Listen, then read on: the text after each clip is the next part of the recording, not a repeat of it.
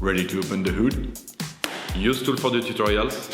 And for car parts, the right idea is the Mr. Auto app. Easy, fast, and with better prices than on the website.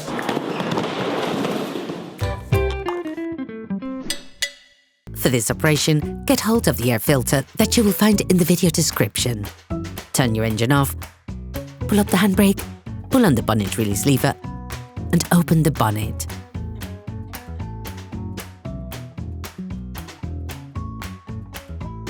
You should now be able to easily see the airbox to change the filter.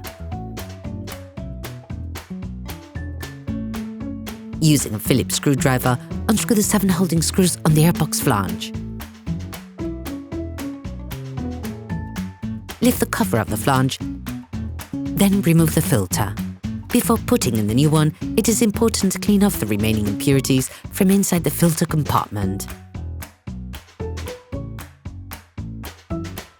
All parts used in this tutorial are supplied by our trusted partners. These partners also help us create as many video tutorials as possible. Check them out in the description below. Take the new filter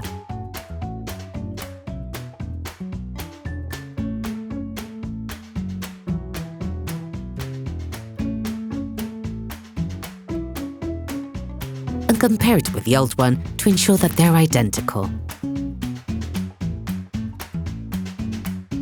Put the new air filter in position. Ensure that the rubber washer is placed in the right place. Put the flange back on. Rescrew all the holding screws. Operation completed. Hi, it's Theo from Usetool. I hope this video has helped you a lot in your car maintenance. We would be super grateful if you could spread the word so that we can produce even more tutorials. Simply give us a like, a comment, and hit that subscribe button. It really helps us boost the channel and help the whole community. Thanks a lot and have a great one.